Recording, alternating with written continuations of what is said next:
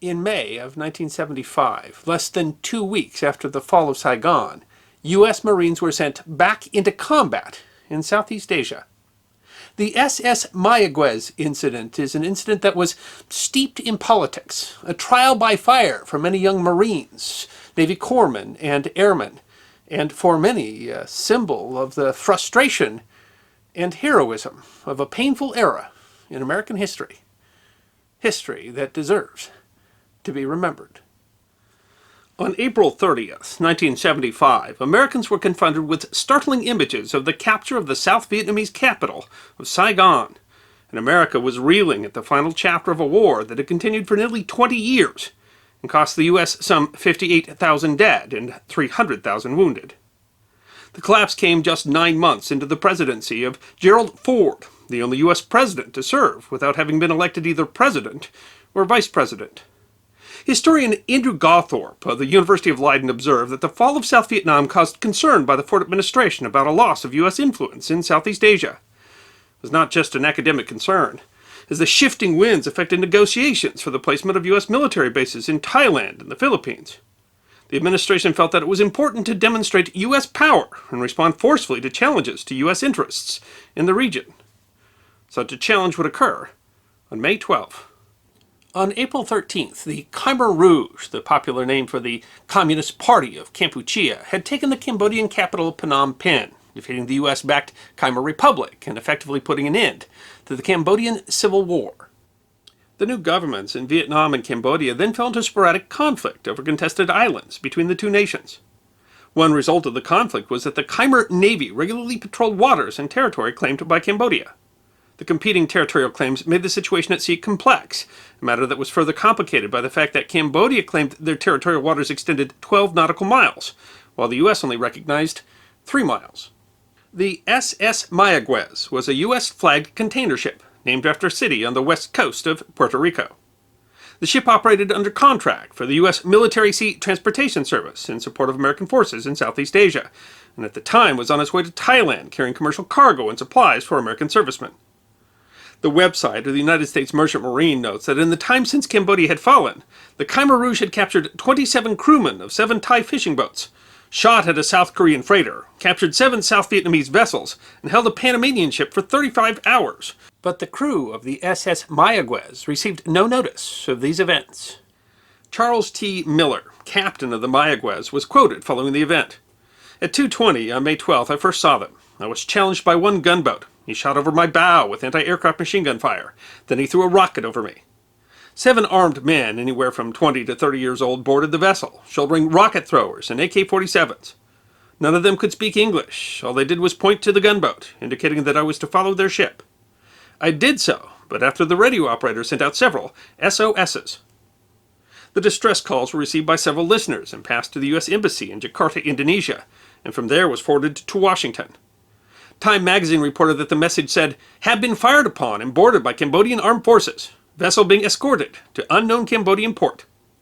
A top-secret memorandum to the President from the Department of Defense read, "Early in the morning of 12 May, Washington time, the U.S. merchant ship Mayaguez was seized in the Gulf of Thailand in international waters by a Cambodian boarding party." The Cambodian action came at a critical moment. Time magazine reported that a government policy planner told a reporter, "There's quite a bit of agreement around here that it wouldn't be a bad thing if the other side goes a step or two too far and try to kick us while we're down. It would give us a chance to kick back. Hard." The Pentagon immediately ordered Navy reconnaissance planes to locate the Mayaguez, and the President convened a meeting of the National Security Council. The Council, headed by National Security Advisor and Secretary of State Henry Kissinger, determined, according to aviation historian Ralph Wetterhan in his 2000 book The Last Battle, The Mayaguez Incident in the End of the Vietnam War, to end the crisis decisively, fearing the loss of U.S. influence in Southeast Asia after the fall of Cambodia and Vietnam, and not wanting a repeat of the 11-month hostage crisis following the USS Pueblo incident in 1968. Notes from the meeting quote Kissinger, "As I see it, Mr. President, we have 2 problems. The first problem is how to get the ship back. The second problem is how the U.S. appears at this time." Kissinger suggests, "I think we should make a strong statement and give a note to the Cambodians via the Chinese so that we can get some credit if the boat is released. I also suggest some show of force." A 2018 article in the magazine The Diplomat explains, President Ford, goaded by Secretary of State Henry Kissinger, believed that the ship's seizure provided an opportunity for the United States to prove that others will be worse off if they tackle us, and not that they can return to the status quo. It's not enough to get the ship's release. One Pentagon official told Newsweek at the time, Henry Kissinger was determined to give the Khmer Rouge a bloody nose. The White House Press Secretary Ron Nessen issued a statement calling the seizure an act of piracy and demanding the immediate release of the ship, warning that serious consequences would follow if the demand went unheeded. As the U.S. did not have official relations with the Cambodian government, a note was passed to the Chinese Foreign Ministry demanding the immediate release of the ship and crew and warning that, if that release does not immediately take place, the authorities in Phnom Penh will be responsible for the consequences. However, the Chinese refused to get involved. It's not clear if the message was relayed to the Cambodian government. The U.S. immediately started positioning military assets, including ordering the destroyer escort USS Harold E. Holt, guided missile destroyer USS Henry B. Wilson, and the aircraft carrier USS Coral Sea, as well as assembling Marines stationed in the Philippines and Okinawa. Reconnaissance aircraft located the Mayaguez, which was then moved off of Koh Tang Island, an island of some 2.3 square miles, 32 miles off the southwest coast of Cambodia.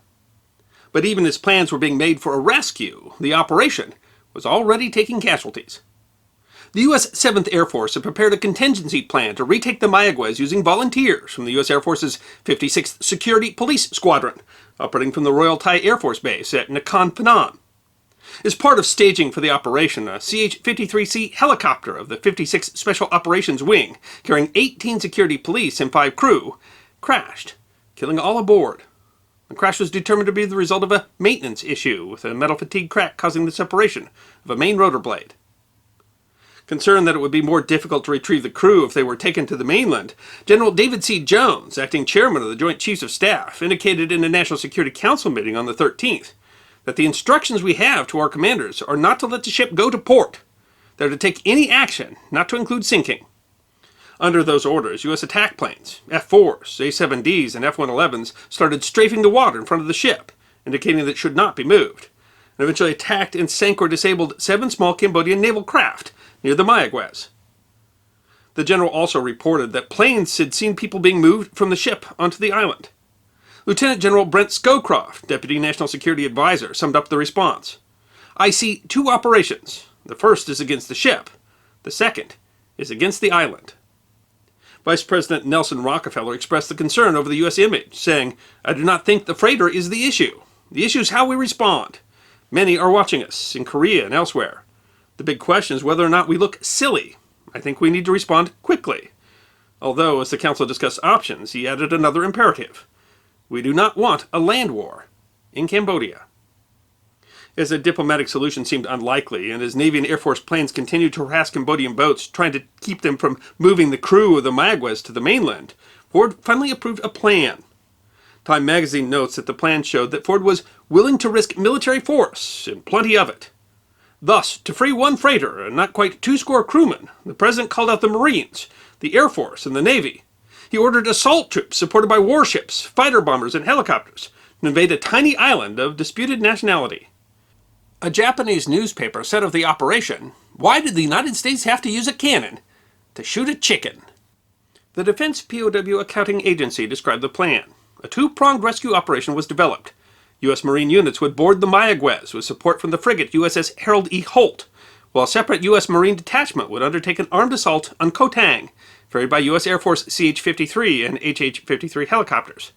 Both actions would begin early on the morning of May 15th. The operation would largely be conducted by Marines of the 2nd Battalion, 9th Marines, who had been undergoing training in Okinawa. While the 9th Marine Regiment had seen significant service in Vietnam, by May of 1975, only a handful of officers and non-commissioned officers remained who had seen combat. In a 2012 interview, Al Bailey, who was a 19-year-old private first class in 1975, said of the Marines tasked for the operation, out of the whole operation, I would say there were 15 who had previous combat experience. The whole battalion was green. The boarding assault was assumed to be a risk, with the possibility of both hostages and Khmer Rouge fighters on board. There was a concern that explosives might have been planted. Marines, volunteers from the U.S. Merchant Marine who could help to get the vessel going, and an explosives disposal team were lifted by helicopter to the Holt. Holt pulled alongside the Mayaguez while aircraft saturated it with tear gas. Gas mask-equipped Marines then stormed the vessel, only to find, after an hour-long search, that the vessel was deserted. Simultaneously, Marines were assaulting the island, where the crew was presumed to be held. The island was heavily forested, and the only landing spots for the CH-53 and HH-53 helicopters were small beaches on the east and west side of the island. Intelligence was spotty, but initial estimates were that only 20 to 40 Khmer soldiers were on the island, being assaulted by more than 200 Marines. But as the helicopters loaded with Marines approached the beach, there was a startling development. The government in Phnom Penh released a statement saying that they planned to release the Mayaguez and her crew. The statement read, "We had no intention of detaining it permanently, and we have no desire to start provocations." But not trusting the Khmer Rouge, the U.S. decided to continue the operation until the crew were recovered. The Marine assault on Koh Tang Island went on. As it turns out, the crew of the Mayaguez had never been on the island. There was no one there to rescue. And more importantly, the island was significantly better defended than had been estimated. The Khmer Rouge had prepared the island for attack in case Vietnam tried to press its claim for the island. Instead of 20 to 40 soldiers, the island held an estimated 200 to 300 in prepared positions, with heavy weapons. In fact, the U.S. knew there were heavy weapons on the island, as they had fired on U.S. warplanes around the Mayaguez, and the CIA had estimated a larger force based on surveillance flights. But astoundingly, due to security clearance issues and poor coordination, that information had not been passed along to the assault force. The inexperienced Marines of the 2-9 were headed into a serious fight, the diplomat explains. When Khmer Rouge commander M. Som heard the distant thump of helicopter blades, he roused his men and sent them to their battle stations, where they locked and loaded anti-aircraft guns, large machine guns, rocket-propelled grenades, small arms, and waited for the Americans' arrival in fortified bunkers. Dan Hoffman, a second lieutenant at the time, was quoted in American Legion magazine in 2012. "We were a bunch of young kids, mostly right out of school, who had no idea what was coming or why. They told us we were going up against 15 or 20 militia or fishermen who might have automatic weapons. Instead, we got a reinforced battalion with heavy machine guns, mortars, and anti-tank guns."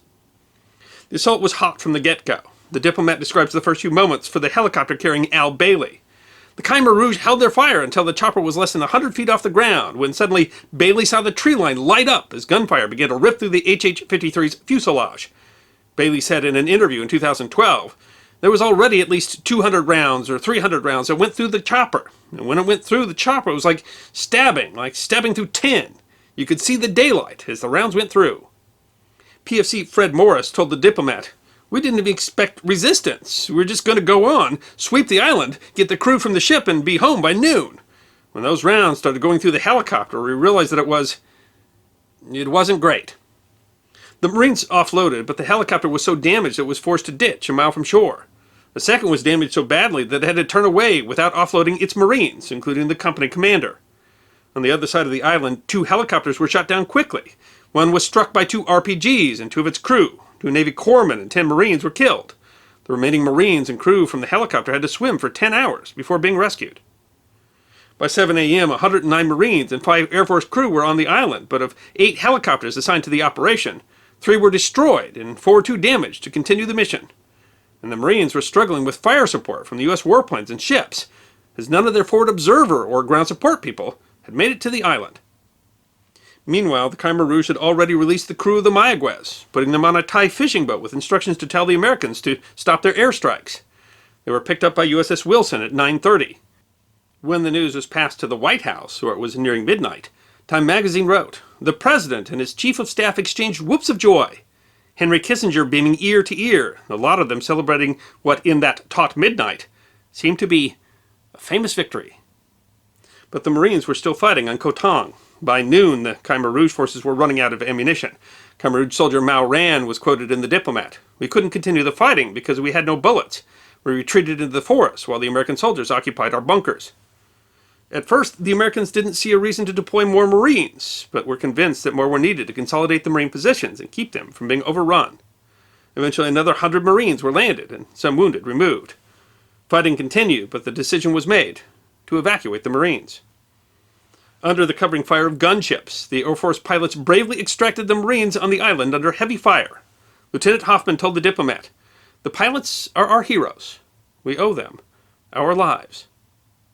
But in evacuation, 3 men from a machine gun team, Lance Corporal Joseph N. Hargrove, Private First Class Gary C. Hall, and Private Danny G. Marshall, protecting a flank, were left behind. The 3 were able to reach the Air Force by radio, but a rescue was deemed to be too risky. The 3 were captured over the next 2 days. It took years to determine their fate, but all 3 were apparently killed shortly after their capture. "We left 3 guys on the island," Fred Morris told the American Legion. "That haunts all of us." In addition to the rescue operation, the U.S. also staged airstrikes on Cambodian air bases, ostensibly to prevent the Cambodians from supporting their troops on Koh Tong Island. The press and administration celebrated the operation as a victory, with Time magazine saying, "By drawing a line against aggression in the Mayaguez incident, Ford put potential adversaries on notice that despite recent setbacks in Indochina and the Middle East, the U.S. would not allow itself to be intimidated." The public reaction was favorable, and Ford's approval rating raised 11 points. But the international effect was not what was hoped, and the U.S. use of bases in Thailand to support the operation resulted in an outcry that eventually forced the U.S. to close its air bases there. In all, 41 Americans were killed, including those killed in the Air Force helicopter crash in Thailand. The names of those 41 Americans are the last names written on the wall of the Vietnam Veterans Memorial in Washington, D.C. The operation that was touted as a success was actually a fiasco, as the American Legion page concludes. Intelligence reports were wrong. Communications broke down. Delayed decision-making from Washington spoiled the element of surprise. And public opinion and politics were considered in the process. And that fiasco still haunts the men who were there. Navy Petty Officer Tom Noble describes the pain. "We have all suffered over the years. We have thought of the 41. We lost more people at Koh Tang than we lost in the first day at Okinawa. And people have never heard of Koh Tang."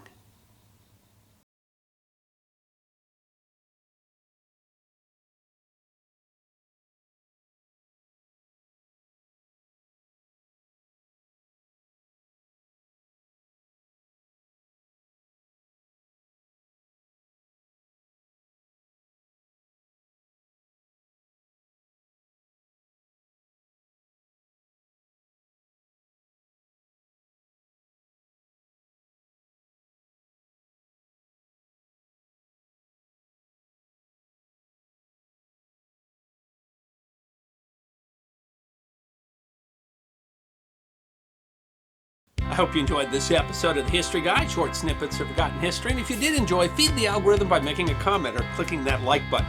If you have suggestions for future episodes, please send those to our suggestions email box. Check out our webpage at thehistoryguide.net. And of course, we're on Facebook, Instagram, and Twitter. You can book a special message from the History Guy on Cameo and check out our merchandise at teespring.com. And if you'd like more episodes of Forgotten History, all you need to do is subscribe.